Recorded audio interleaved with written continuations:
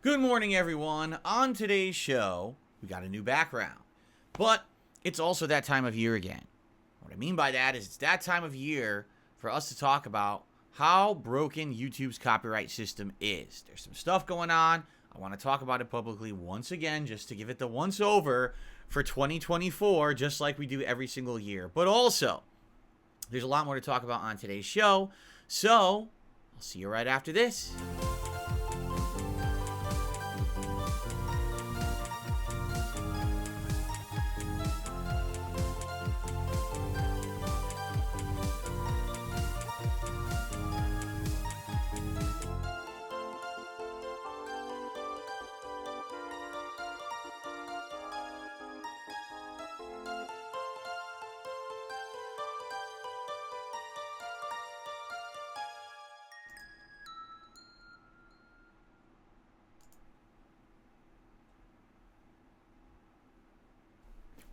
What's going on?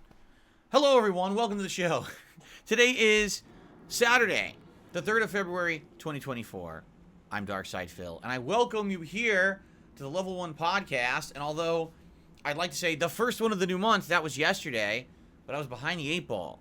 Ladies and gentlemen, I was not caught up. I didn't have the new background for you yesterday, and that's my fault, all right? And I apologize for that because people like having a new background every single month here on the channel. And when I slack, and someone actually called me out for it yesterday. They were like, Phil, do you have the same background for February as you did for January? And I said, crap, you're right. I totally forgot to set it up. So today I've got it set up, a new one. We've got the blame it on the lag sign on the left. I figured that'll be appropriate for me playing Tekken all month. And on the right is the return of the Ninja Gaiden 2 intro screen letterbox edition artwork. And of course, the return of the ghost lamp and various other things. A little different because this is so wide, right? I don't have any pictures that can really balance or offset this. So I actually moved this like closer this way. And now what I've done down there is I made the lighting a little bit like more brighter to the wall. So you get like an emanating color from that direction. I can't really do it from both sides because it's just on a spool. And that spool of wire has to sit somewhere for it to work. So I actually have it sitting up on this rack. I did try putting it down on the floor, but it didn't really like shine as well as it does over here. So it is what it is. I mean, I could mess around with it a tiny bit more. Like if I did put the spool on the floor,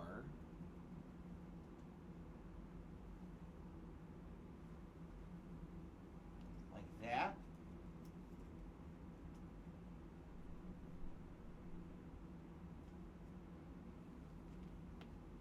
Yeah, see, it's not that good. It's just, I guess that's fine. Because usually I have the spool of wire sitting up here on the rack, but it's hard to get light over here. Like, I don't know why. It might just be the core, because here I have a corner with this door, and here it's just open wall, so it doesn't shine as well. But anyway, it is what it is. So that's what we will have for the month, and I hope that looks good to you guys. And I hope that you enjoy the new setup for February. So we have a few things to talk about today. A lot of housekeeping stuff, meaning basically just getting you guys caught up on a lot of things. Tomorrow, particularly, is only my second stream over on DSP Throwback, and you guys are in the middle of a big poll right now to determine if I'm going to be reacting to one of 4 different classic playthroughs that I've done before. And the voting has been pretty neck and neck and vicious almost in a way, because it seems like there's 2 different groups that are really, really vying for attention to try to get me to watch one of 2 playthroughs. And that's exciting to know that there's interest in this, because the votes are like bouncing back and forth. We'll talk a little bit about that. Of course, I'm sure people might want to talk about other topics as well. I think what we'll do is, basically we will... Oh, what happened here? Oh, this is stupid. Hold on. Hold on 1 second.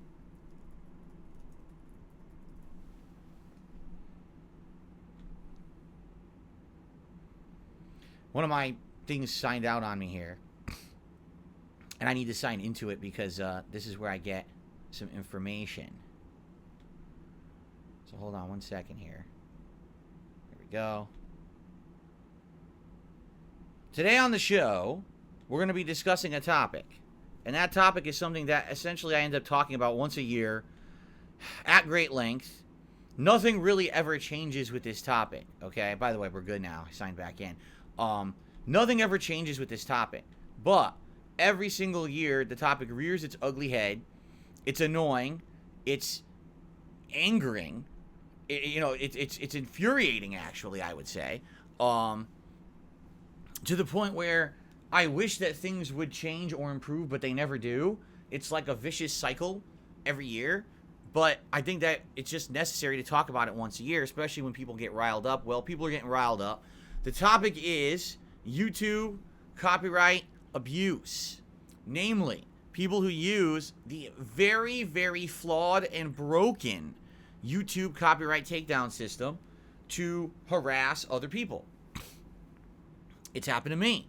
It's happened to tons of YouTubers. It happens to pretty much everyone who uses YouTube regularly for various reasons, although obviously it happens in different extents and different methods. So for example, a lot of the times when I upload videos, YouTube tells me that the content in my video is someone else's, and therefore because of that I've lost the legal rights to advertise on my video. That's bullshit. All my videos are fair use, so there's no way that anyone has a right to that. But of course, how do you want to really go about it? Do you want to dispute it? Do you want to argue with a copyright company for a month?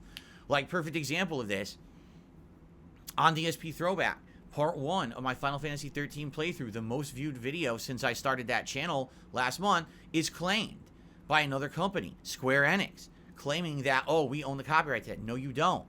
You own the copyright to the game, not a let's play of the game. It's already been proven in a court of law that a let's play is a transformative work. A judge ruled that reacting to content is a transformative work. So you cannot do that. And I disputed it over 3 weeks ago, almost a month ago, and it's still just sitting there on hold for copyright review and still hasn't been cleared.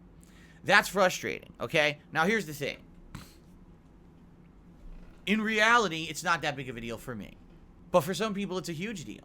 What if you're a content creator who only puts out a few videos a month, and they're all huge videos, you know, 2-hour long giant biopics and documentaries or game reviews that are highly edited, like an Angry Joe style video, and then that video immediately gets claimed by a third party and you lose all revenue on it. So what did you work for?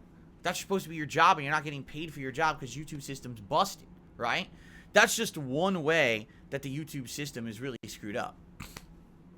But in particular, what we're going to talk about this morning is another problem that's massively huge on YouTube that needs to be fixed, and YouTube has not fixed it. Every year this thing rears its ugly head, and I got to deal with it because of people, not me, but because of other people threatening me. And it has begun again this year, so it's time to get it out of the way and address it one more time.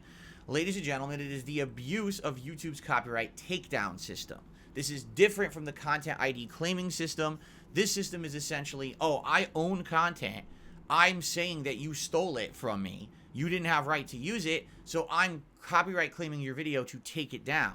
When a video gets taken down in this method, a channel receives a strike. And if a channel receives 3 copyright strikes, it loses the ability to upload and stream. You need to get those strikes cleared up before you can use your channel again, okay?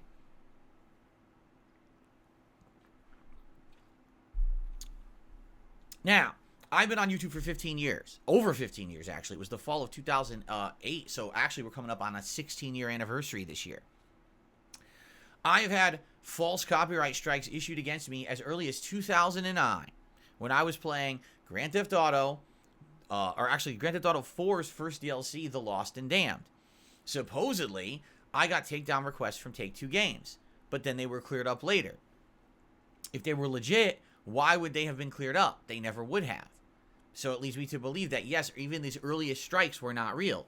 In 2010, my original Dark Side Filled channel was temporarily removed from YouTube because of false copyright strikes that I received against a Splinter Cell playthrough that I was doing.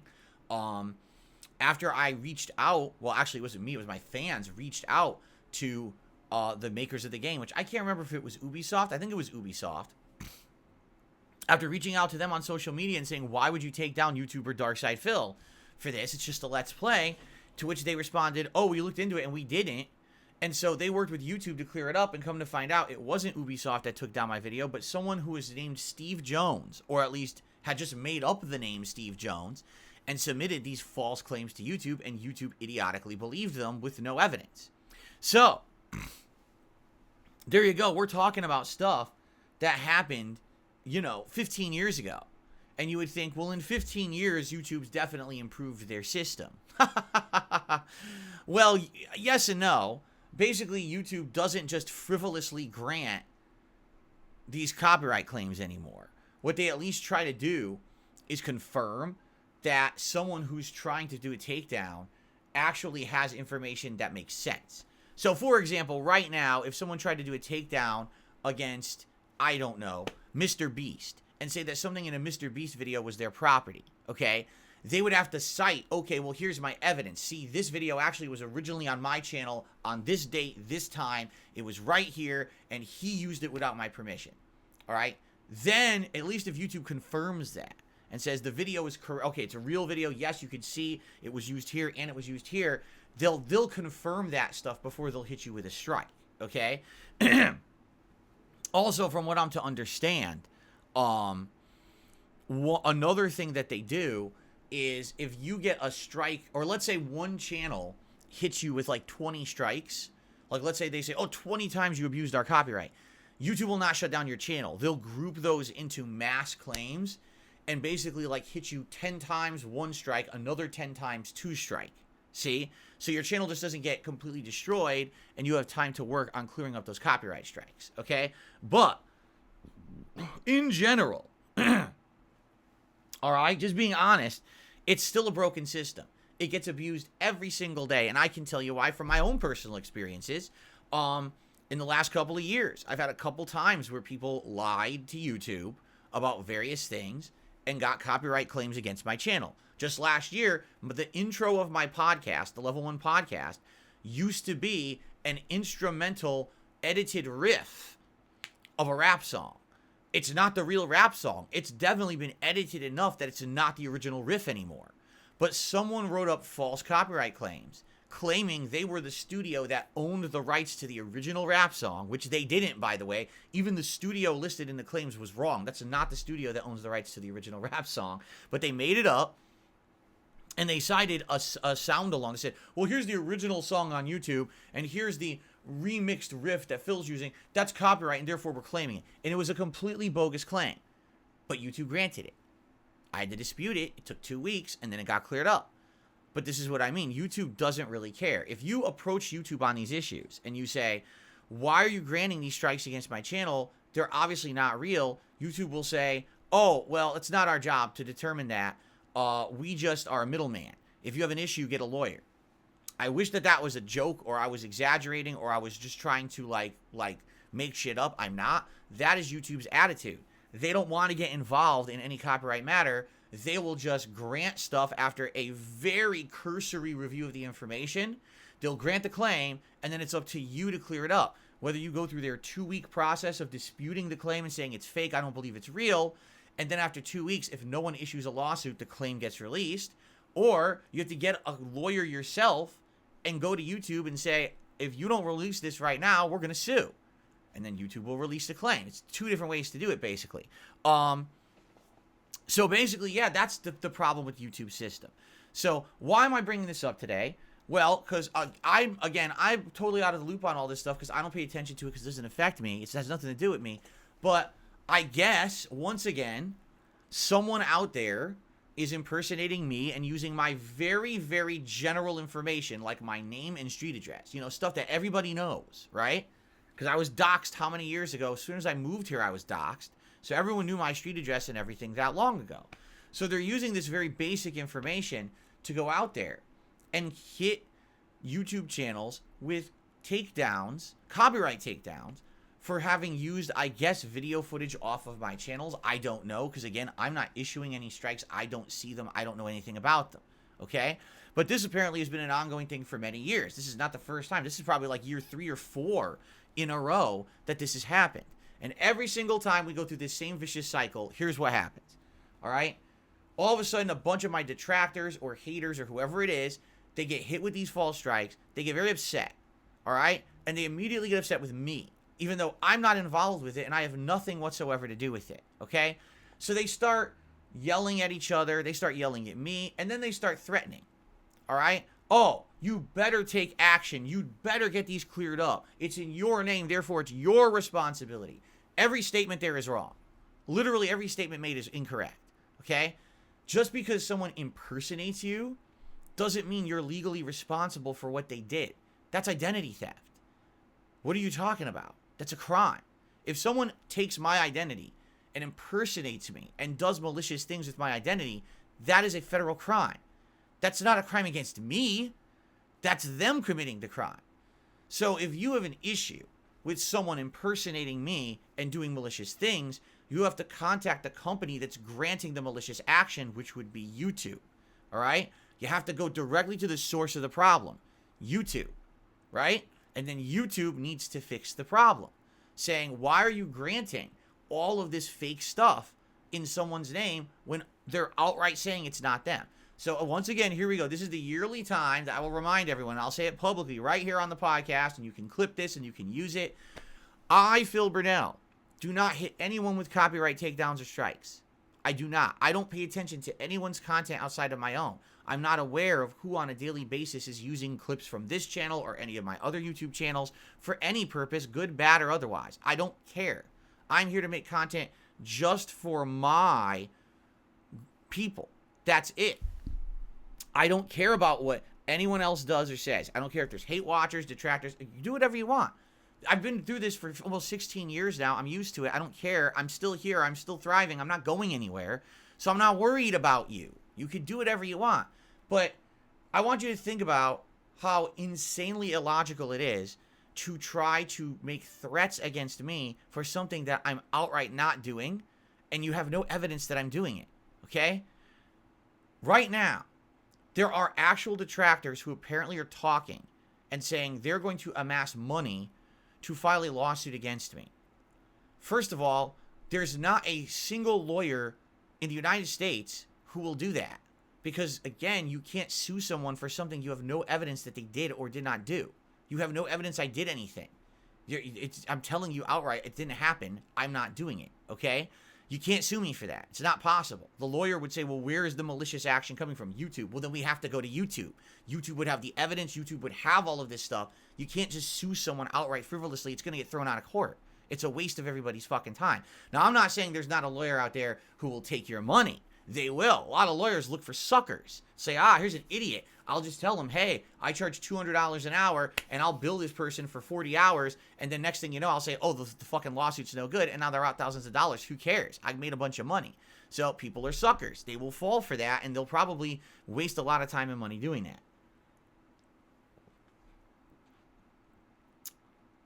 So, if you have an issue, all right, go to YouTube. And what I mean by that is, here's my recommendation. Get a lawyer and tell the lawyer everything about what's going on and have the lawyer contact YouTube. It's the only way you're ever going to get anything out of this, or you're ever going to get a response or any kind of action, is to have YouTube fix this internally. I can't do anything about it. Now, before people go crazy because they do, last year, this exact same situation happened. And last year, I again had people threaten me. I jumped through hoops to help my detractors. I want you to think about that statement. I actually went out of my way and wasted my own personal time to try to help my detractors. Okay? The first time that I did it, I went to YouTube Partner Support Chat, and I explained the entire situation to them, in and out. I even provided them with examples of detractor videos that had been falsely taken down in my name. The whole situation. YouTube Partner Support Chat said the following. I'm paraphrasing here, but I've actually posted up the entire conversation on the internet for people to read for themselves. But basically they said, It's not my responsibility, nor is it anything I can do about it, because I'm not putting the claims in. If it was, I could do it through my YouTube channel. I could take the claims down or whatever. But since I'm not filing these claims, I have no power whatsoever to stop them at all. I literally have no involvement in the process. Zero. If my detractors who are getting the false claims have an issue, they need to get legal counsel and have legal counsel contact YouTube. That's what I was told directly by YouTube Partner Support. And I said, so you're telling me what you want to happen is you want people to sue you. And they said, well, no, not necessarily that, but at least if the lawyer contacts us, we can legally talk about, fixing stuff. And that was where they left it. I said, well, there it is in black and white, in writing. YouTube is telling me outright, I cannot do anything about people impersonating me. There's no way for me to do it. I can't stop them. Okay? It's YouTube's broken system. If you want my opinion, YouTube should absolutely 100% require that you are logged into your YouTube channel to issue a copyright takedown. Why wouldn't they do that? How does that make any sense? Anyone could just frivolously put a copyright claim in without confirming identity. At least if I'm logged into my YouTube channel and then you do a takedown, now you've confirmed who you are, right? And then you have a track record. You'll have a queue of here's your copyright takedown request, so you can see them and everything. And there's evidence. These people are doing this without anything from me. They just have my name and address. And even it's funny because I guess people are saying they're using obviously fake email addresses, like darksidefilmmanagement at something.com, some email company you've never heard of before, right? And it's like, obviously it's not real. So again, frivolously granting that is a YouTube issue. You see, 100%, that's a YouTube issue. Now, before you say, oh, well, not every single company out there has a YouTube channel. Well, then you need one. If you're going to make a legal claim against YouTube, you have to create a fucking channel. It's that simple. That has to have an identity verification process. Not everyone could just throw anything at YouTube and they just believe it all. That's actually illegal. Every single time that YouTube erroneously grants a DMCA takedown, they are violating DMCA law. DMCA law says you have to enforce certain things, but you have to verify and do these things. You can't just do them without evidence. That's breaking the law. But again, no one takes YouTube to task for it, so YouTube just gets away with it on a daily basis thousands of times, okay? So that's what YouTube Partner Support told me last year. But that wasn't good enough because I posted that publicly on the internet and my detractors again harassed me further and said, that's not good enough. Go to YouTube Legal. Write YouTube Legal an email and demand that they help you. So I did. Okay? I did. I wrote YouTube Legal an email too. I have it right in front of me because I'm going to read it for you word for word here. This is what I sent to them last year. All right? I'm serious. This is word for word. I'm going to read it. Hello, my name is Phil Burnell. I'm the owner and operator of the DSPGaming YouTube channel for the last 13 years. It is my primary business and source of income. You can find it here, and I gave them the link. I'm writing to you today regarding a large-scale legal issue of impersonation and false copyright strikes that are being issued in my name. I am now being constantly harassed online and even receiving false copyright strikes against my own YouTube channel in retaliation. Other YouTubers are telling me that they have been receiving dozens or more copyright claims against their YouTube channels, and that these claims are being issued by Philip Burnell, DSP, or DSPGaming, and that my information is attached to them. Sadly, information such as my street address and phone number were leaked many years ago. Therefore, many malicious parties could use this information to submit false copyright claims in my name. Many YouTube channels are now outright being terminated as a result of false claims, which I have nothing to do with.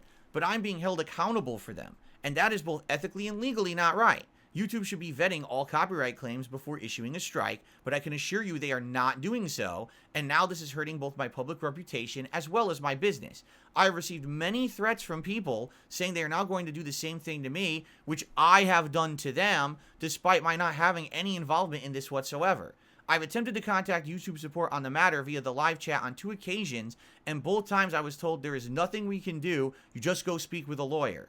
I do not feel this is a satisfactory answer. I would hope we can have a dialogue regarding this issue without having to spend countless hours of time and money with legal proceedings. I want to speak with someone in your legal department and hopefully get this cleared up without any lawyer or lawsuit involved. All right? That's what I sent them. And then what I actually did, I sent them specifics of those false copyright strikes that I got last year for the stupid music bullshit for my podcast intro, okay? Here is their response. I'm going to read it to you word for word. You tell me if you think that this was worth writing to them. Literally, this is the entire response. I'm going to read it to you. Ready? Hello, your video or channel has been removed due to copyright infringement. Please see the Copyright Center for more information. The community has flagged your video or channel as inappropriate. Flagged content is not automatically taken down by the flagging system. After review, the YouTube team found your content violates guidelines. As a result, it's removed. Accounts that have major or severe violations are suspended. Please take time to learn about YouTube's community guidelines and how they get enforced. If you think a community guideline strike was applied to you in error, you can appeal it. First of all, I didn't write to them about a guideline strike, and I didn't have one. So I'm just telling you, this is word for word what's in their email.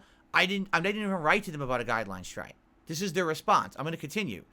In order to ensure your complaints directed to the most appropriate place, review links below for information about YouTube's content policies and how to report content. If an individual within a video or authorized representative believes the content violates YouTube's privacy guidelines, click here. If you think an interaction with a fellow community member has risen to the level of harassment, click here. For other potential abuse of security, click here. If you or someone known is in immediate danger, contact your local police. It may be helpful to keep a record of abuse to show the police, and you can create a record by taking a screenshot of the threatening content or by printing the text or post. Regardless, the YouTube legal support team. That's the response I got. I wrote them a detailed message explaining systematic impersonation and that they need to take it seriously because people might try to sue them over it.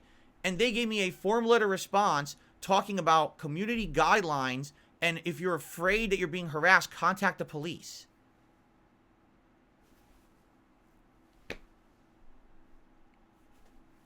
That's word for word their email. I just read it from you. That was from April of last year.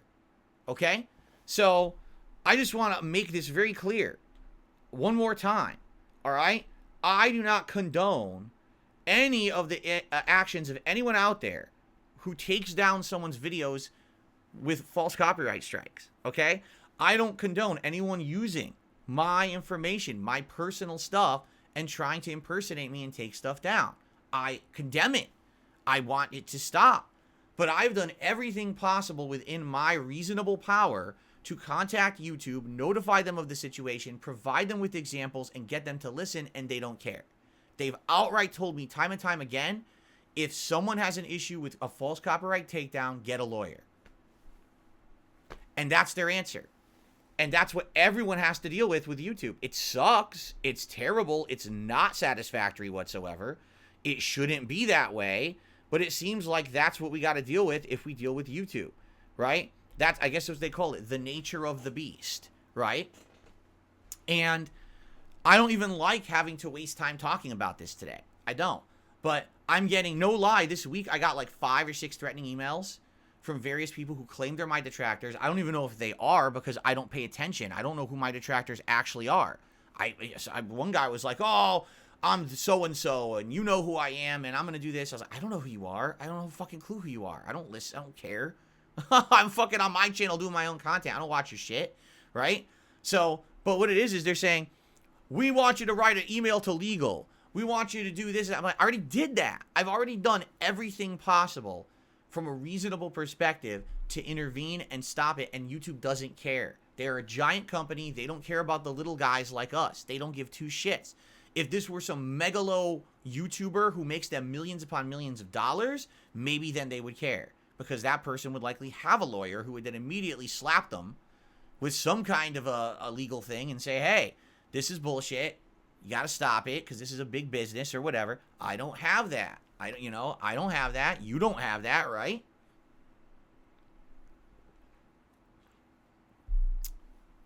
Now, I 100% want everything to improve. All right? I do. I don't want the system to be broken terribly. But it's a vicious cycle. I want you to think about this. So I'm being threatened that I'm either going to be sued or I'm going to get false copyright strikes against my channel, right? So if I get sued, what's going to happen? Well, let's see. You know I didn't issue the takedowns against you. You can't win any money or anything from me because I didn't legally do it. All that's going to happen is YouTube's eventually going to get contacted and your lawsuit's going to get thrown out because you can't sue someone without evidence they did something. It's identity theft. And you already know it's not me. That's the other thing. There's already evidence on the internet. It's not me. Other people are claiming the responsibility for doing it. They're using email addresses that I don't use. You know it's not me, so you're wasting time trying to sue me. That would be ludicrous. a complete waste of your money and time, and you're just going to be basically cheated from some lawyer is going to take all your money and run with it because you're being dumb about it, right? You know, if you hit me with false copyright strikes, that doesn't solve the problem. You're still going to have false strikes against your channel. I mean, I don't even know why this person is issuing the false strikes to begin with. Do you think it's going to please people to see my stuff taken down illegally? It doesn't, literally, the two things that I'm being threatened with don't help the problem at all in any way, shape, or form. What it is, it's emotion. People are upset because they have YouTube channels that are being taken down unfairly. I agree with you. I'm on your side on this. So why are you threatening me? I can't help you. I've done everything I can. I wish I could do more. I can't. All right? The best bet, if there is a group of people out there who are still having this issue and it's ongoing, every year it seems this happens, it comes back, you should pool your efforts together. You should hire a lawyer. You should contact YouTube. You should say, here's our channels. Here's the situation that happens every year. We've had enough. This has to stop, or we're going to sue you for violating the DMCA. And then YouTube will have to take action. YouTube is the only one who can take action here because they're the ones with the broken system that are granting the false takedowns. I don't know what else to say. I mean, logically, this should make sense to everyone. Correct? Correct? Logically, this should all make sense. So I just don't understand where people come from. Again, besides emotion. You're upset and you want to feel like you can get immediate restitution or immediate answers or immediate relief, and that's just not possible in this situation. Threatening me or trying to hurt me doesn't solve your problems at all. Your problems will continue. You might even exacerbate the problems because I don't know who this nut job is who's doing the false claims to begin with. I don't know why they're doing them. They might continue. You know, so please listen to reason for once in your life. If you ever have listened to reason ever, probably not. You got to do the correct thing here. And hey, you might actually do the public good. Because if someone actually went after YouTube for their gross misuse of DMCA law every single day on their site, they might have to fix the system. And if they fix the system and it's all improved and no one gets false takedowns anymore, I mean, YouTube would be a better place, right? So you can either waste your time spinning your wheels, gritting your teeth, stamping your feet, screaming as loud as you can, sending me angry, threatening emails, or you could actually put your heads together and do something good for everyone who uses YouTube. So what are you going to do? That's the question, okay? And by the way, you need to stop listening to the wrong people because you're listening to enablers, because there's people out there who are actually like, oh no, you could sue DSP and you could get... There's nothing you could sue me for. Zero. I've done nothing wrong. You have no evidence that I've done anything wrong. I don't care what some YouTube lawyer says. He's a fucking idiot. That's why he's a YouTube lawyer and not a real practicing lawyer. They don't know what the fuck they're talking about, all right? You can't just sue anyone and have it go through and be granted by a judge because you don't like them. You have to have legal grounds for it. There's no grounds to sue me because I haven't done anything wrong, period. That's the end of discussion for anyone with a legal fucking mind, but people want to have YouTube drama about it and create content. You're not going to get content out of it. All you're going to do is waste your money and look like a jackass at the end of the day when you wasted money on a lawyer that's just going to laugh at you because they took all your money and didn't have anything to come out of it with. Ridiculous.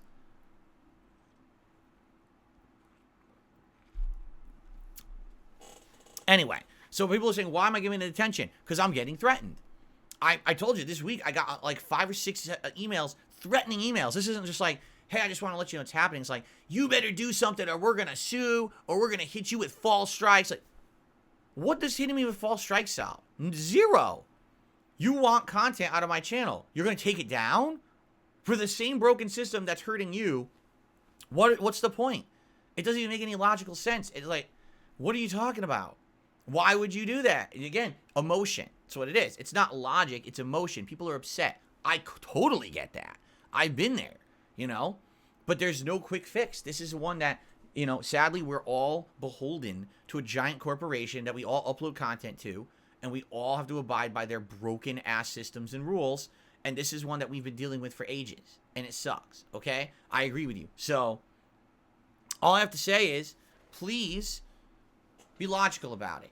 I'm not going to bring it up again unless it affects me. So, guys, if there's strikes to hit my channel or some shit, I'll let you know, because you need to know. You need to know if a channel's going to get suspended and if I have to go upload to another channel. Because, by the way, I did confirm that with YouTube. Last year when all this was going on and I was talking to YouTube partner support, I said, if DSPGaming gets suspended for these false strikes, can I still use my other channels? They said, absolutely yes. Every channel is individual. There's a difference if you're violating community. So, for example, if I was doing outright things that were awful to the community strikes and getting multiple community strikes and my channel was taken down for being like a racist or something, and then I open a new channel, that's not allowed. But I already have established channels. Yes, I could temporarily use another channel if I need to. If I need to stream or upload somewhere else, I can do that. I mean, I did that years ago. If you remember, I did that years ago when the whole Google Plus fiasco happened, and this channel got basically like hidden on YouTube for like 2 weeks or 3 weeks. I used the old KO Gaming channel, so I might, if it ever happens, I have backups, Okay, so FYI, that's how it works. And again, I've confirmed 672. I literally just said I confirmed with YouTube partner support. I have it in writing they said you could do that. It's only for community issues that it's a problem. You can't ban evade with community issues, but copyright issues, you could do that because you need to have copyright issues cleared up, and it takes weeks. You see? Okay, so that's what's going on. It's stupid.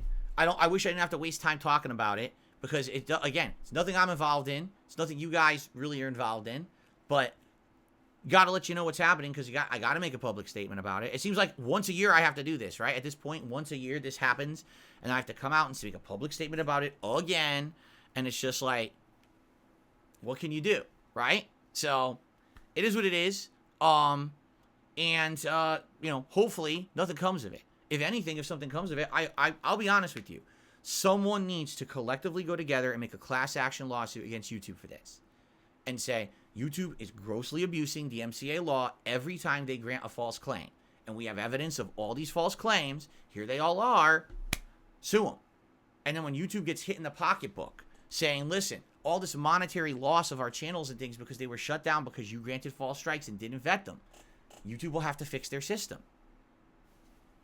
But no one has done that. Why? Because no one wants to bite the hand that feeds them. They're afraid that if something happens and they go against YouTube, and it doesn't go well for them, well, that's the end of anything they could do on YouTube, right? Like, of course, YouTube might, going to treat them poorly now. And, I hear you, but I'm sadly, I'm not the guy, as you guys know. I'm not rich. I'm not big. I'm a tiny little YouTuber. I don't have the means to go after YouTube on this. This sounds like this could be a class action deal with a bunch of people grouping together, collectively pooling their resources and funds and time and effort to get YouTube to change for the better. That's great if that happens. But I can't be involved in it. My only involvement will be very simple. If I'm contacted by a lawyer, and this lawyer says we're in a legal proceeding against YouTube, there's false claims in your name, can you provide evidence to say that or can you make a legal statement and say you're not involved in this? Yes, absolutely, 1,000,000%. I've never ever said that I would not work with a lawyer to actually go against YouTube and clear this up. 1,000,000% yes, I would do that, because that's the right thing to do. I'm not saying I refuse to help anyone. No, I will help anyone who's going through the right way to do this. Absolutely. I will aid any investigation. I will aid any lawyer properly going through the right channels to try to get this issue fixed. Okay? But as for me doing stuff of my own accord, I've already done everything I could. There's two means to contact YouTube: the partner support and the legal team. I've contacted both. They both gave me the big blow off and don't care. And that's the end of it for me. Okay? We got it out of the way. Now we talked about the yearly thing. Now we can move on, shall we? Okay. Let's talk about how yesterday went. Yeah, I know. That's funny. Abdullah says at the bottom of the page, YouTube flagged this as Silent Hill the Arcade 2007. So for those who don't know, today we're playing this game, Silent Hill the Short Message. This is the free game that was released surprise on Wednesday during the Sony Direct or whatever it was called. I think it was State of Play, Direct, whatever it was called. But it's not listed on YouTube at all. Like, it's not there as a game. So I left it blank.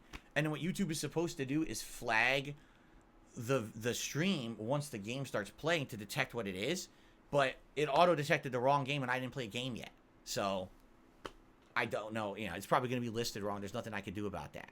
So, anyway, let's talk. Yesterday was my first day back from break, and we had a really good day. First of all, Baldur's Gate 3 went really well. Had a good chill time there exploring the Act 2 content. You know, now that we have that moon lantern or whatever it's called, you can go through the entire area without the shadow curse affecting you. And we keep uncovering cool stuff. We went to the healing school, and there was supposed to be a boss fight, but we talked our way out of it again.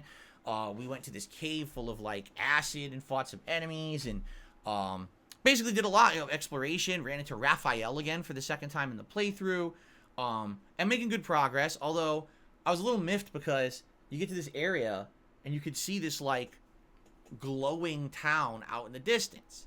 And I'm like, oh, cool, is that where you're supposed to go? But you can't get to it from there. You got to go all the way around the map, backtracking back to an area you couldn't go to before because you didn't have the moon lantern. And I'm like, well, this is frustrating. Now we got to walk all the way back through this map. But it is what it is. I had a good time yesterday. We actually we ended up at a mortuary and fought a bunch of zombies. And that was the first, like, cool zombie fights. There was undead we fought before, but not like official zombies. These were official zombies that revived in the mortuary. And we're getting a lot of lore for the area too, which is nice. So I had a good time in Baldur's Gate 3, and there will be 2 more streams of Baldur's Gate 3, one on Tuesday and one on Wednesday this week coming up, okay? Last night was Friday Night Fights, my second ever Friday Night Fights in Tekken 8, playing with Jun Kazama again. I'm getting better with this character, but now it's funny though. So 1 week into Tekken 8, I feel like I'm now at the level that I was at like 3 weeks to a month into Tekken 7. And what I mean by that is I remember when I was playing Tekken 7, I was using Lily, and I was getting better and better with Lily, but then I hit a wall. And the wall was basically, crap, I don't have the character knowledge, and I don't have the execution to continue to get better at the game. And it killed me because I was like, man, I know that I could get better if I had the time to invest, but I didn't feel like I wanted to invest the time, and I just dropped the game at that point. 1 week into Tekken 8, I'm already there with June. Like, I've gotten to a point where now I'm facing people who are good. They know what they're doing with the characters. They've got mix-ups. They've got interesting stuff they're doing. But I just don't have knowledge of the characters. Visually, I'm not recognizing the moves when they come out. And therefore, is this a high move? Is this a low move? Is this going to be a high-low mix-up? Is this an overhead? Is this the animation for their heat smash or not? Like, I don't have that knowledge yet. And because I don't have that knowledge, I can't react appropriately. And therefore, you know, I get smashed, essentially, right in the face, over and over. And it's frustrating because I feel like I should know how to beat them. But I don't, because I've basically been out of the competitive loop of Tekken for 100 years. Like, for example, last night I fought a Lars. This Lars was not very good. But Lars has some interesting high-low mix-ups I'm not aware of. Lars, when he knocks you down, has this pattern that he can do with low kicks that kind of keeps rejuggling you and makes it hard to get up. And then Lars has this instant, full-screen, aerial teleport dive kick that if you don't know it's coming out, you have to be ready to block it immediately. And I actually don't know how to punish it or if it's safe. I just don't know. And I remember when that move came out in Tekken 6, I hated it. I remember in Tekken 7, I hated it. And it's like, here it is Tekken 8. And now I'm finally trying to learn the game really and seriously play it. And I got to figure it out this time. But this guy threw it out twice, and both times that he did it, he freaking hit me right in the face, and I'm like, man, that pisses me off. Really, that really upsets me.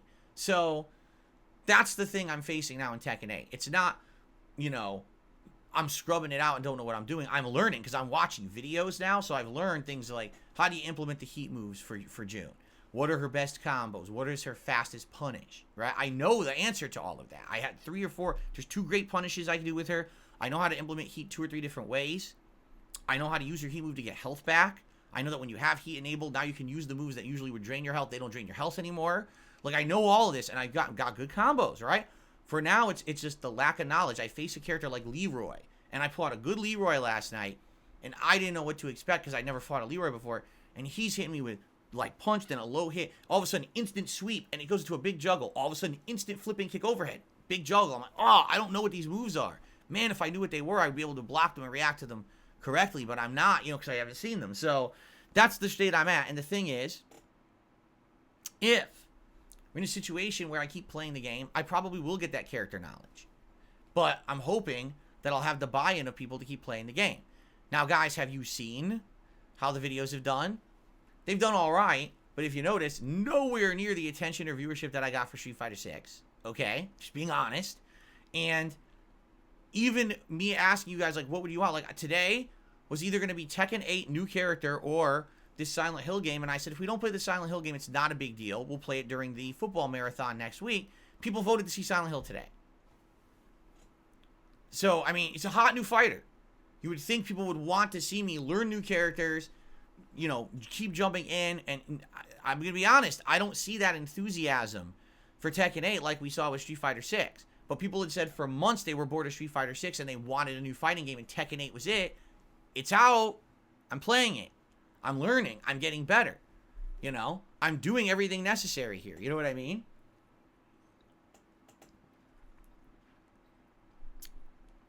So, I don't know what else to say. It's a situation where I'm going to keep sticking with this game, but you have to understand something. Fighting games are a slow process. They are not, oh, you can instantly start playing at a good level. You saw. It took me about, I would say, 2 to 2.5 months of Street Fighter 6 until it finally clicked. I learned drive impact, drive rush, drive reversal. I started doing everything good with the characters I was using, and then I started gaining ranks and getting characters to master. It took a while for it to click because it's a new game and everything. With Tekken, I don't even have the fundamentals background in Tekken like I have with Street Fighter. So I got to learn fundamentals, plus I have to learn all this character knowledge and everything on top of it. It's a lot. It's something that I need to invest time in. And I'm not really seeing the same enthusiasm from the audience like I saw with Street Fighter 6. With Street Fighter 6, people were like, wow, yeah, let's get into it. And this is kind of like, yeah, it's good. But then I'm not seeing that, you know, like, again, I couldn't believe that people were like, oh, yeah, just play the Silent Hill game instead of Tekken. So now this week we're only playing Tekken one more time on Monday, and it's going to be a new character. I don't know who it's going to be yet. We got to talk about that over the next day. We got to figure out who do you want to see me try on Monday morning, because I'm going to basically watch videos of them Sunday night and try to learn, you know, fundamentals like punishes, heat implementations, basic combos, and then try to do a little bit of training mode and then jump into, you know, the situation where I learn them and play them online, right? But it's only going to be one stream now because we're playing Silent Hill today. We easily could have played this last week, but people voted yesterday. They wanted Silent Hill. Okay, well, we'll do what you voted for, right? So there you have it. You know, Friday Night Fights will still be Tekken for a while. I'm still planning on doing Tekken at least one day stream every week, if not more. And I want to keep learning and getting better and trying new characters. But I have enthusiasm for the game. I really do. Like, I like the game a lot. I would play more of it. But it seems like right now, the one thing everyone screams for every day is Baldur's Gate 3. There's literally people in chat right now saying, why isn't he playing Baldur's Gate 3 today? Listen, Baldur's Gate 3 is a good game. But maybe it's time to realize it's not the only fucking video game on Earth. You know what I mean? Like, it's not the best game ever made. It's a good game. I get why people want to see me play it. I am playing it. But there's more than just Baldur's Gate to life in gaming right now. You know what I'm saying? Like, it's pretty ridiculous that people are just like that. It reminds me of like when Elden Ring was out. If I wasn't playing Elden Ring, people are like, well, why aren't you playing Elden Ring? Because there's other games. I want to balance it for variety. If I just play Elden Ring, I'll get burnt out on it and I won't have as much fun. Well, I don't care. Play Elden Ring. And basically shat on every other game for like 2 months when I was playing Elden Ring. You know? It's ridiculous. I don't know what else to say. Anyway, so yeah, Tekken last night went well. I did good. I think I won more than I lost, but it was like that close. It was like real, pretty much dead even. I'm okay with dead even nights. I am. Especially when I'm losing the stuff I don't know. Like, first time I saw Leroy. First time I really saw Lars. If I fight that character more often now, I'll learn more. I'll be able to counter them better. And I'll get better at it. So it was okay. Those are the kind of licks it's okay to take. You know, it might be frustrating in the moment to lose. But if you're losing to something you don't know, you don't have knowledge of, as long as you're absorbing, I told you, the best way to become a good winner at a fighting game or anything in competitive in life is to become a good loser first. To be a good loser, when you lose, you learn and you accept and you move on and you improve. And that's what I'm trying to do right now in Tekken. Okay? Cool. All right. Now, what are we doing today? Well, we're doing what you guys voted for. All right? It's Silent Hill, the short message. I literally don't know what this game is about, besides I guess it's some bullied people who have, like, mental problems. I don't know because I didn't play it. But ever since it was released free on Wednesday, people said, are you going to play it? Well, I don't know anything about it. You guys look into it and tell me. And then yesterday on the podcast, I said, so you guys know about it for a couple days. And basically, people are telling me it's 2 hours long. But since I'm an interactive streamer, it's probably going to take longer than 2 hours to beat it. So probably 3, right? Which is fine. And it'll be a one-stream deal. But that's about it. Like, no one's really told me much about it. So I really don't even know what to expect from this game. I don't know what it's going to be besides it's Silent Hill. All right? So I guess we'll find out today. Hopefully it's a good experience. You guys wanted me to do some survival horror and break stuff up. So we're doing it. So there you go. That's today's daytime stream. I hope it ends up well. That's what you wanted. So I hope you'll stick around and check it out. And hopefully it's good. Okay? Tonight on the late stream, it's more Like a Dragon Infinite Wealth. I'm stoked for this because the game has gotten much, much better now. We're now in Hawaii. New party members. We have 3 party members now. Lots of open world content. Side missions we're running into. It's superb. I'm hoping tonight we will do at least one major story mission. Because that's my goal, I think. Every time I play this game, do one major story mission. Then maybe do some side stuff. Because I need to make progress. My goal is to try to get to the Dondoko Island. Which is the mini game in there that plays like Animal Crossing. I want to unlock that by the end of next week. So possibly I can do my very first ever co-op stream with my wife on, I almost said on Thanksgiving, on Valentine's Day Eve. That late night stream of Valentine's Day, the 14th of February, I would like to actually do the co-op with my wife. I think that would be something special and fun for the day. But I have to unlock it, so it means I have to get that far. Right now I'm like in the middle of chapter 3, and people are saying it's chapter 6. Now, the way this game's paced, some chapters are entirely story, others have content. Chapter 3 is a mix, all right? But I don't know. Maybe tonight if we do a story and we do some side stuff, maybe when we play it again on Monday, we'll beat chapter 3. We'll head into chapter 4, right? I don't know. We have to see how the pacing goes. But yeah, I am excited for more tonight. It's always chill fun. I'm excited for this, and I hope that you will join me, okay?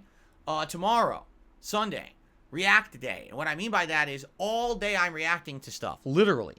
First of all, the first stream is DSP versus the internet over on DSP Reacts, my React channel. You can find it at youtube.com/@DSP Reacts. Great show where the members submit clips every week, and I react to them for 3+ hours. Plus, we do a little bit of Q&A and other work or other stuff there. So I'm looking forward to it this week. Please submit your questions. If you haven't, just as a reminder, if you're a member on that channel, you must submit your videos and or Q&A questions by the end of my final stream of the day. Last week, there was 2 people who posted too late.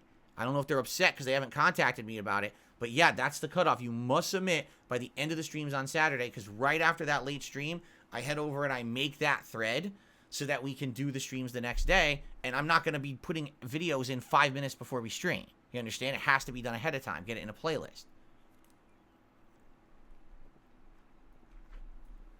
So please post them up. I'm excited for that. It was great last week. Great to see more. Now, tomorrow night we're doing something different. Tomorrow night on the late stream, 6:45 p.m. Pacific time, we're going to DSP Throwback. That's right. For the first time in February, and only the second time on the channel, we're going to do a fun live stream. And it's going to be Retro Reacts, where I react to an old playthrough of mine from back in the day. There's 4 options that you guys have been voting on for the last few days. And here they are. All right, option number 1, continue with the original Red Dead Redemption playthrough from 2010. This is a playthrough that is a classic, was lost to the internet for many, many years. It's one of the playthroughs that I'm slowly uploading daily, well, I should say every other day, to DSP Throwback.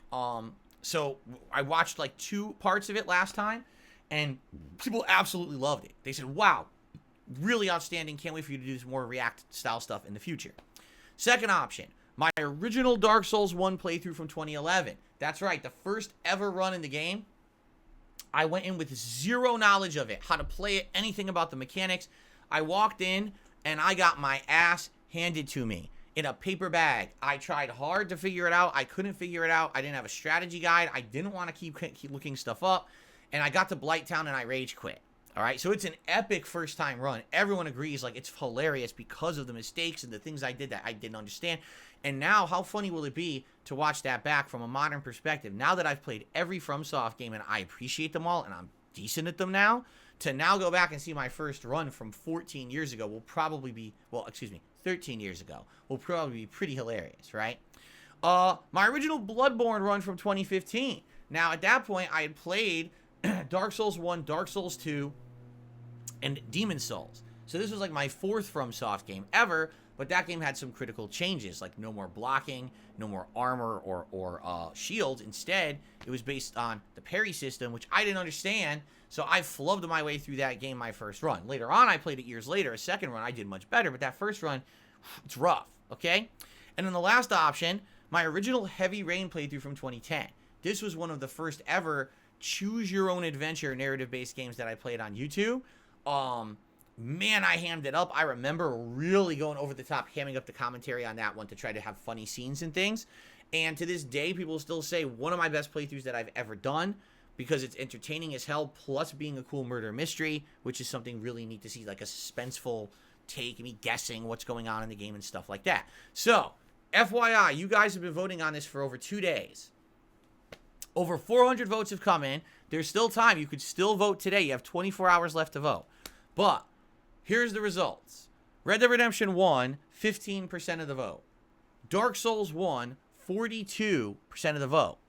Bloodborne, 4% of the vote. I am shocked that so few people want to see me play Bloodborne again. I thought that would be a shoo-in, and no, it's the last place. And then lastly, the Heavy Rain run, 39%. So actually, with 24 hours to go, this is neck and neck between Dark Souls 1 and Heavy Rain.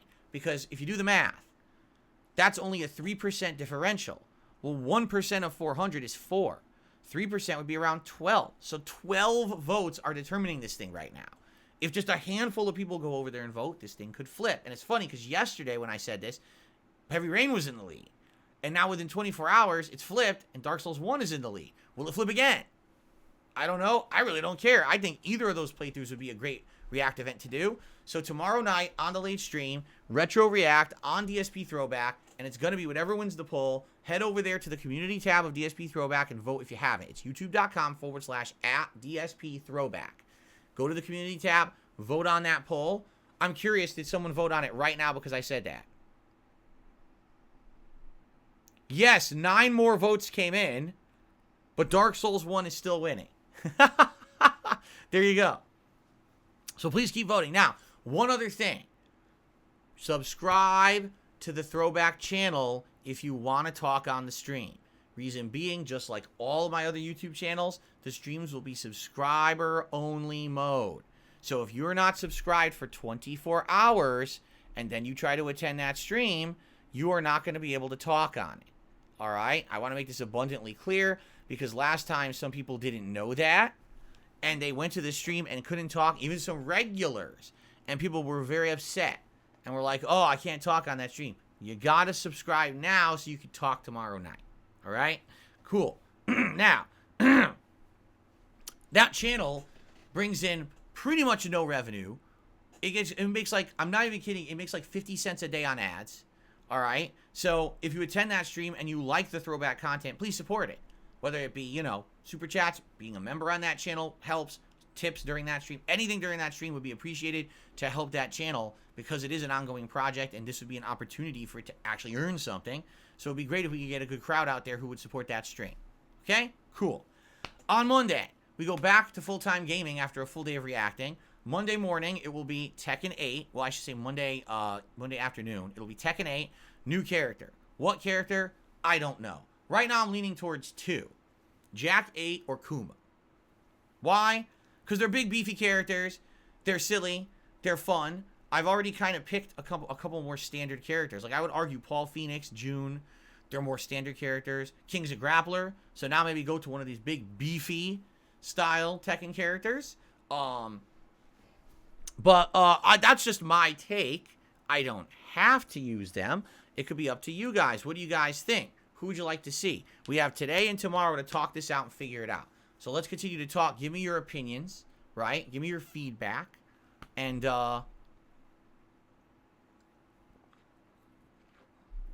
based on that, I will decide what I want to do.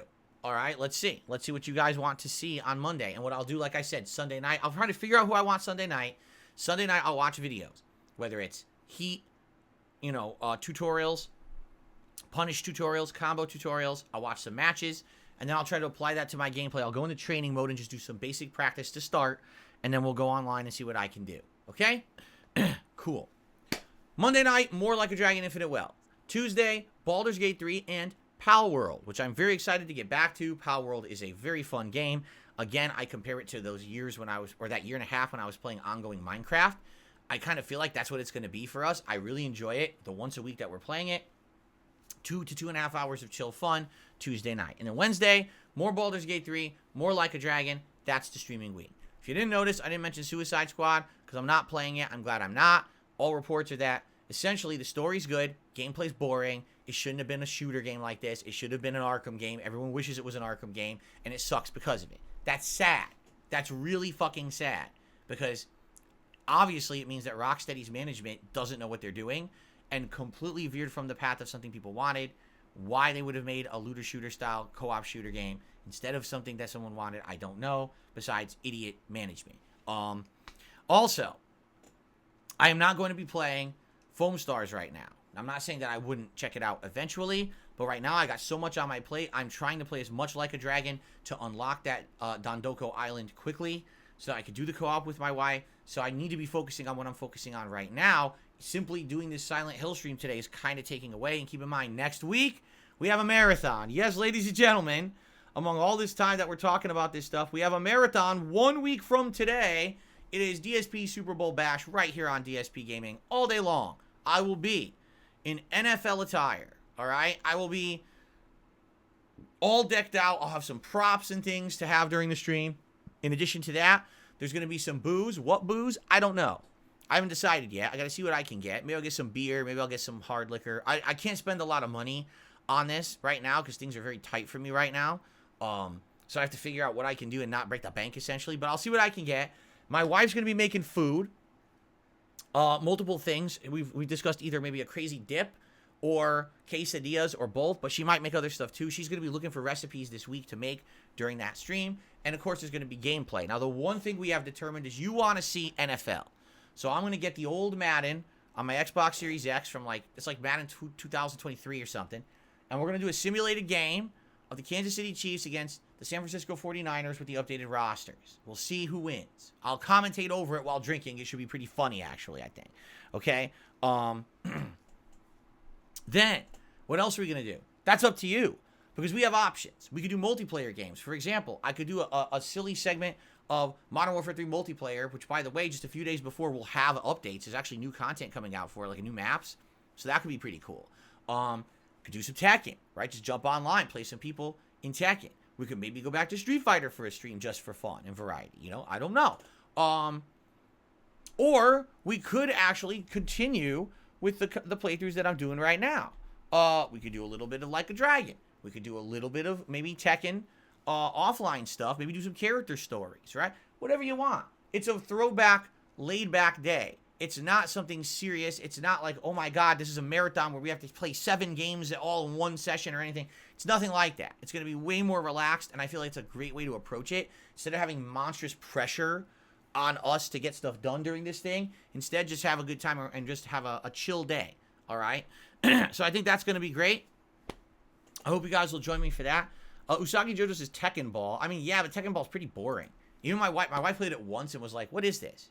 I was like, yeah, this is a mode from like the PS2 era, or PS1 era. I think Tekken Ball was on, was it not Tekken 3?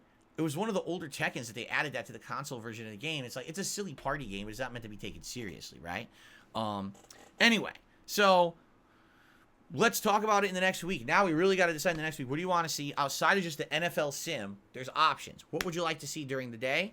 It was Tekken 3. I had it right. I thought so. I had Tekken 3. It was a great game. So let's figure this out over the next week, shall we? Let's chat a little bit more about it and get to a determination. And we're going to have a nice, relaxing day next Saturday. I hope you'll join me for that. Okay? All right. I've finished all the topics that I wanted to talk about today. So let's get to shout-outs. We start off with Pausen, who re-upped his membership for a whopping 2 years. And says 2 years, damn. Yeah, time flies, if you can believe it. I've now been a full-time streamer on YouTube for almost 3 years. Yeah. I've been that removed from Twitch, and I ain't going back because it's just gotten worse, right? So, yeah, it's been a long time. Some people are about to earn their diamond crowns for being 3-year 3-year members here on DSP Gaming. That's pretty cool. Okay, so that's what we got so far on the YouTube side of stuff. Let's take a look at tips here today. I just want to see, because I think I do have a couple troll tips here. Yep. Yeah, I'm not even kidding. Just listen to this. Someone tipped me $1 and says, "You struck down a commentary video from a detractor to teach him a lesson. You've been falsely claiming videos." I never struck down a commentary video of a detractor to teach them a lesson. I don't know who you're listening to. They're nuts. That's literally never happened. Never. Not once. In the entire history of me being here on YouTube, there's been some things that have happened. For example, some of them were Machinima related. As I cleared up last year when I did my Machinima React event, Machinima was first doing things in my name that I didn't even know about. Then they stopped doing that and started claiming things in their name, and I had no involvement in any of that whatsoever. They took the volition themselves to do it, and they were claiming to me that they were going to pay me money for any videos they claimed, and they never did. They literally were claiming detractor videos and never paid me a cent for them. So they lied, basically, okay?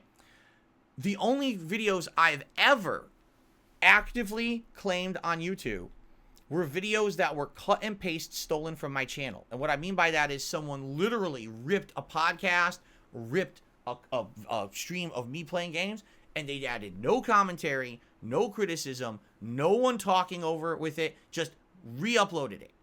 That's illegal. You have stolen my content and redistributed it without permission. You added no creative work to it. You didn't transform it. That's illegal. And there have been a couple cases over the years where those videos were taken down very legally and fairly. Outside of that, I never do it. And I couldn't even tell you the last time I did it. It's years. I don't do this. I don't have time for it. I don't care. I don't give two shits about it. I really don't give a shit. So you tip me $1 to tell me I did something I literally didn't do, but you believe it because you're nuts. You get it? Do you see the problem here? You sit there in your little circle jerker communities telling each other these things, and none of it's true. I don't even know what the fuck you're talking about. Get a clue. Get some help. No one knows what you're speaking of besides you and your little group of weirdo friends who don't know what the fuck you're talking about. Get some intelligence. Get some help. Seriously. You hate me for things that don't happen. Listen, I'm a flawed human. I make lots of mistakes. Hate me for things I actually do wrong, because there's tons of them. There's evidence of it all over the internet. Every time I say something wrong, I do something wrong, I get emotional on a stream, and oh my God, he's lost it. There's tons of things you could actually hate me for that are legit. I own those things, and I will apologize for them when I make those mistakes. Don't hate me for something I'm not doing. I'm not doing what you're saying. You're crazy.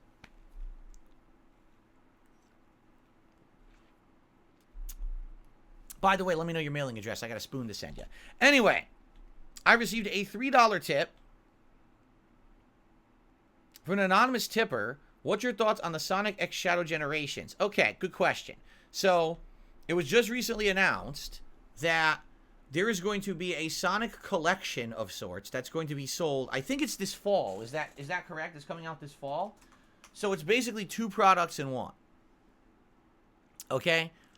Product number 1 is that Shadow the Hedgehog is going to have a new game or be involved in a platformer. It's confusing. I didn't see the video of it. I just read the announcement and I was like, huh? So from what I'm to understand, Sonic the Hedgehog is going to have a re-release of Sonic Generations. You remember Sonic Generations? That was one of the earliest Sonic games I ever played. I can't remember if Sonic Generations or Sonic Colors came first, because I played those 2 early on in my YouTube days.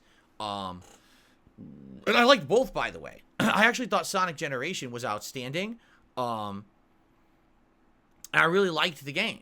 But I can't remember what came first, because Sonic Colors was very different, but they were both great games. Anyway, so I guess the news is they're re-releasing Sonic Generations for a modern audience on modern consoles. It's a remaster. Hilariously, people have done comparisons of the footage, and the game looks identical. They're like, no, it really looks exactly the same. It doesn't look like they tweaked anything. It looks like it's the same game. They're just putting it on a modern console. Now, I'm not against replaying it. I really liked it when I played it years ago. Maybe an opportunity to play a game a second time if you guys are interested. But I guess the other thing is that I guess Shadow... Is Shadow in it? Or is Shadow having his own game, but it's sold with it? This is what I'm confused about. They added Shadow to it, or is Shadow going to have his own standalone content that's not involved with Generations? Can anyone explain? They added Shadow to it. So people are saying Shadow is a playable character in it. Did they add Shadow stages? Like, did they add actual stages from Shadow the Hedgehog games to it? Because that would make sense. That would fit the format. If Sonic's going through his entire history and playing 2D platforming, 3D games like Sonic Adventure, more 3D like future games, and then maybe they add Shadow the Hedgehog stages, then that would be cool. There's a Shadow the Hedgehog campaign that's part of Sonic Generations now. Okay. Now listen, if the game is sold for a reasonable price, like $40-50, I think that's great. Now, if they're going to sell this game for $70 to $80 and be like it's a brand new game when literally 90% of the assets are already done, that's a problem. I don't know any information about the pricing, but that could be an interesting game. Sonic Generations is a very good game. I loved it when it came out. So this could be a really cool playthrough. I guess we'll see what happens over the course of the year if you guys are interested or not. Okay? Cool. Okay. All right, Jade. At least we'll see you here over the course of the day, right? Whenever you can come by to talk, please do. It'll be nice to have you here if you're up to it. Cool. Okay. Cool. Continuing on. What the hell? When I'm trying to use the app, you probably shouldn't have a pop-up in my face asking if I like it. Now I don't, because it popped in my face. I received a $25 tip from 1 Minute Man. He says, this is not a spoiler. You've talked about this yourself. If Gale is considered a human weapon, when and where do you use it? It's got to be critical. It could be spectacular. I don't know. Like, you would think if he's a party member and he's destined to die and there is no way to solve this problem, that he is going to be a living nuke, essentially, at some point during the plot, right? You would have to think that it has to be at a point in the plot where there is no other way out, right? Like, you're stuck between a rock and a hard place. There is no other solution. I know people say probably final boss, right? Not necessarily, because a game like this, I almost feel like that's the trap. I do. I feel like that's the trap. Like, they want you to think that you're supposed to, it's going to be the final boss, but then there's going to be some twist. You know what I'm saying? Like, there'll be a twist where there'll be a situation that's just not beatable, and that's the time, right? And then later on, you continue on with the plot, and there's a final boss that's normal. You could beat it normally, right? I don't know. The game has some interesting writing, that's for sure. But I don't know. If 100% he's okay with it, and there really is no way in the plot to solve this, it's just going to happen, right? You know, it has to be the time when it's going to maybe save. Here's the other thing, too. We don't understand it. Like, he said he's going to blow up or something, right? Well, obviously, you don't want to have him blow up in the middle of a town, because then all that collateral damage, right? So, I don't even know. I don't really understand, because, again, I don't know the lore or nothing. Is he going to be, like, literally like a bomb? Or, I don't know how it's going to happen, right? When he becomes this magic weapon, what weapon is it going to be? Is it going to be an explosion? Is it going to be like he can direct an energy blast and then he just dies? Like, what's it going to be? I don't know. It hasn't been clear yet how it's going to work, right? So, I don't know. Here's the thing. Are they not alluding to the fact that he should be in Act 3? Like, they've already alluded to the fact that back home he has pet cats or a pet cat or something like that. That he says isn't a pet cat. It's actually a magical creature and stuff like that.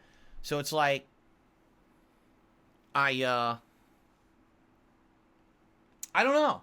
Again, maybe it's just a trick. Maybe the reason that they're kind of acting like that is because it's a trick and he's gonna die in Act 2. You know, I don't know.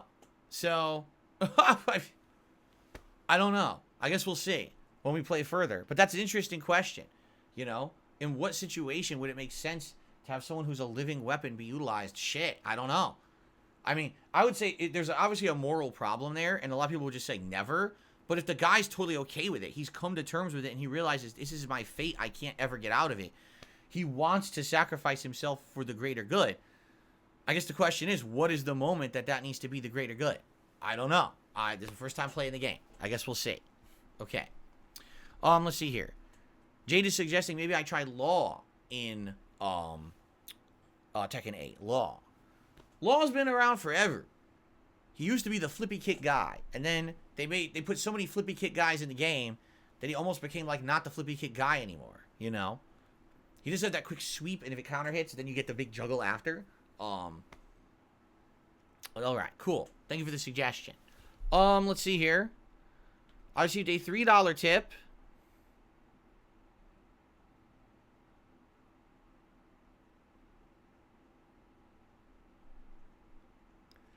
Okay.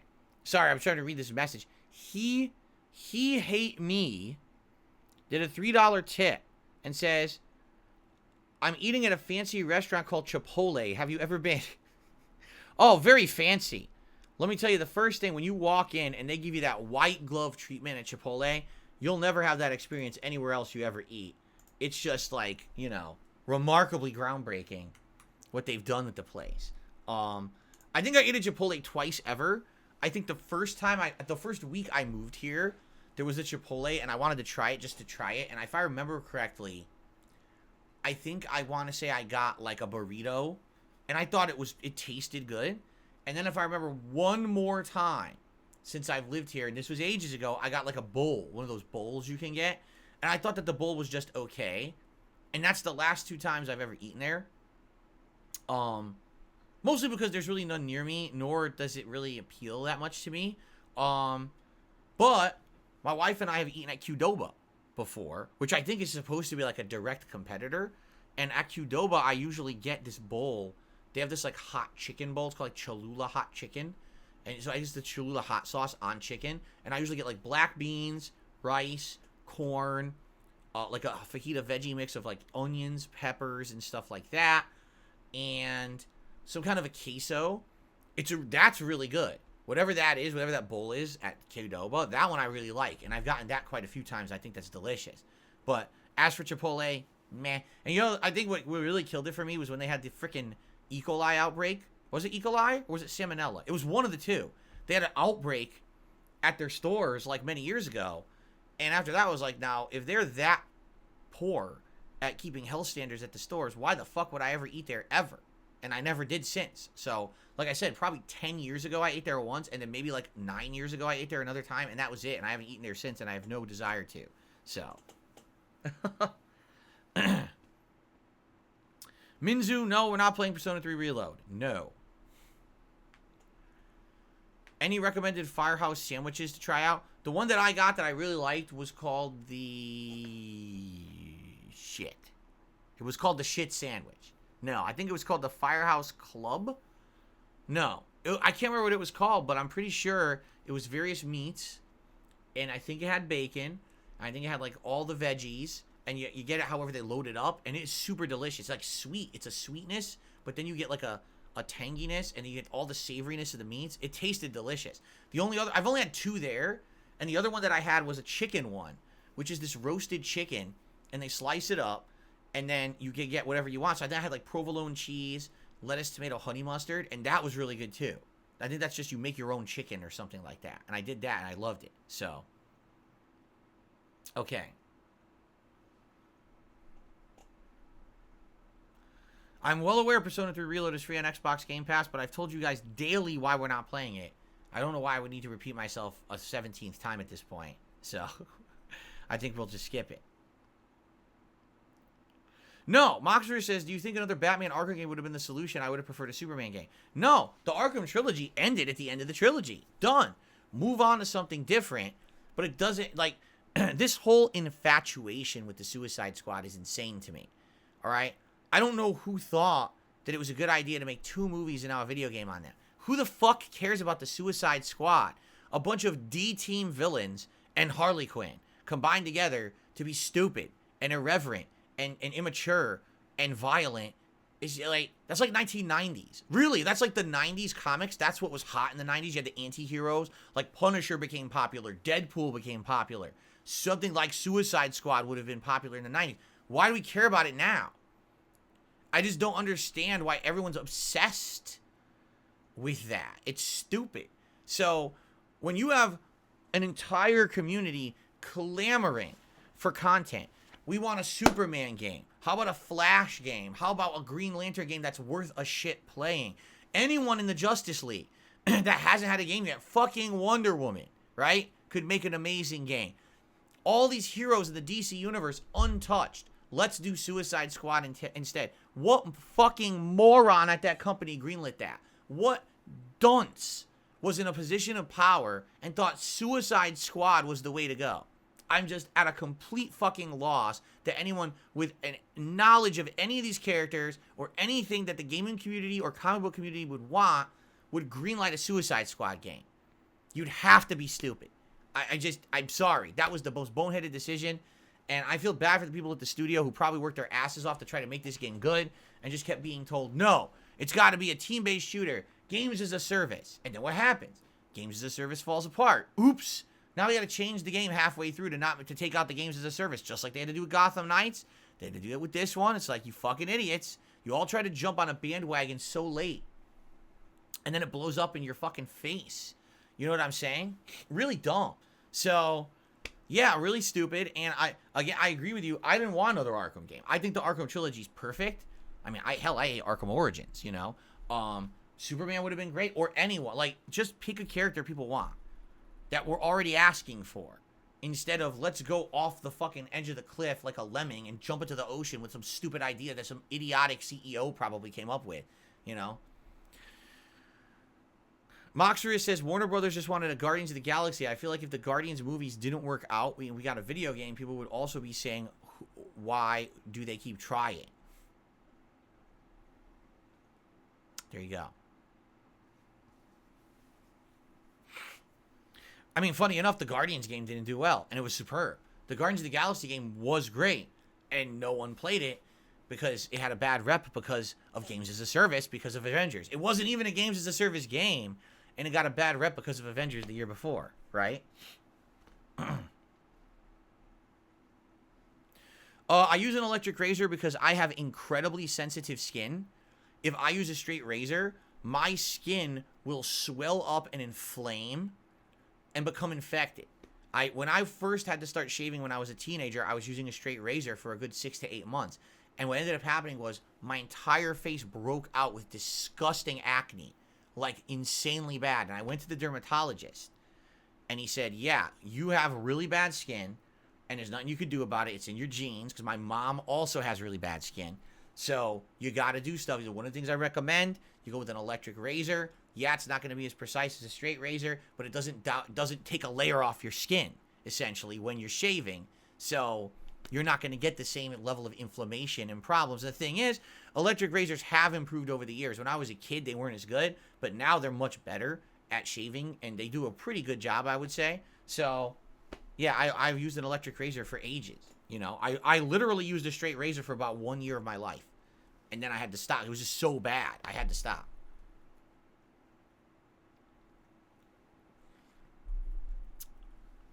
That's a shitty dermatologist for saying that. This was also the dermatologist that put me on Accutane, and I took it for about a year, and it changed my whole metabolism, and it also gave me depression. So, I mean, yeah. Here I am, like a happy-go-lucky teenager, and I start taking Accutane, and within like 6 months of me taking it, I'm like having crazy thoughts in my head of being so sad and shit. I'm like, why am I feeling this way? Then come to find out years later that one of the lesser known side effects of Accutane was depression in teens. So that's why I felt like that when I was in high school. I'm like, well, that would have been nice to know when I was fucking depressed. Anyway.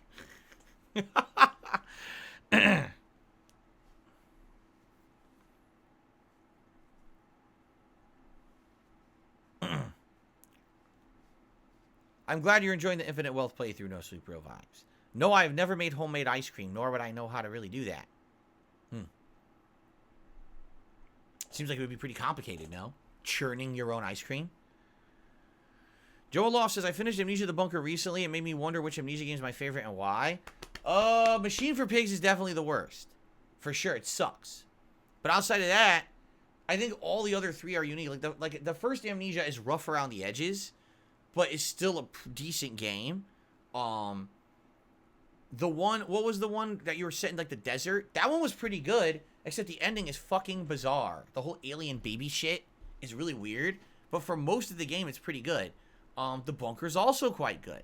I think that they're all unique experience. It almost feels like a horror anthology in a way, right? Even though some of them tied together, it has this kind of anthology feeling now. And I think that they all kind of stand out for themselves. But man, Machine for Pigs sucked. That thing was not scary at all. It was very annoying. SD Charter says, try the Firehouse Steamer next time. It's pastrami and corned beef. That sounds amazing. I saw that on the menu, but I never tried that. What kind of curry does Cat make? Japanese style. So it has carrots, yellow potatoes, chunks of meat, and we go with pork. And this curry sauce that, you know, she buys the paste, and then you add like chicken stock and other things to it, and you make a sauce, and you cook all that in the sauce, and then you put it over white rice. It's super duper good. The one in the desert was Rebirth. Thank you. Yes, Rebirth. I liked Rebirth until the end. The ending was weird, but for the most part, the game was entertaining.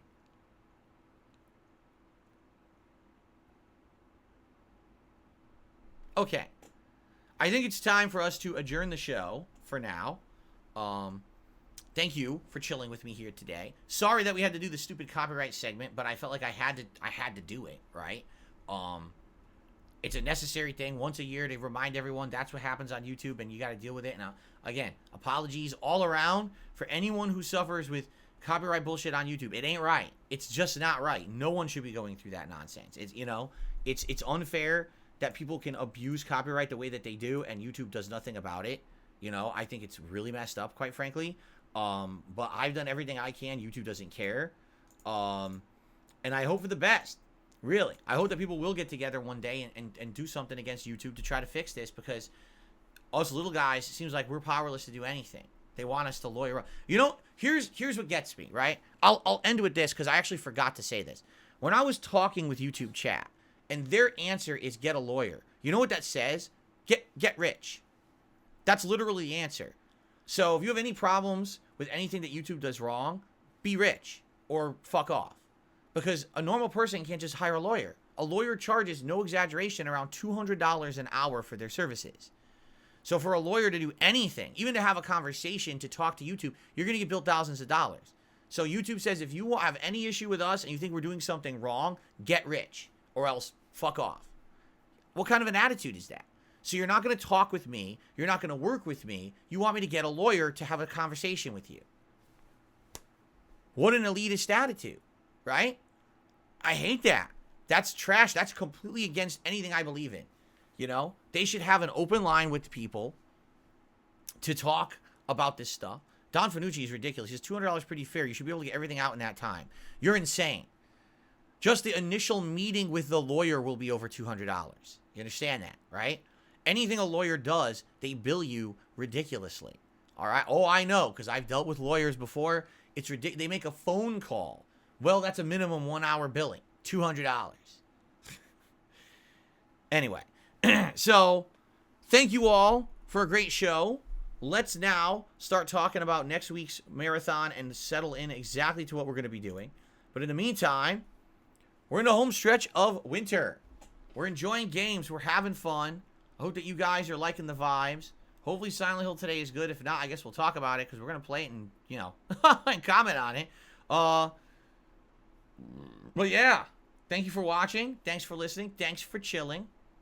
And I'll see you tomorrow on the Level 1 Podcast.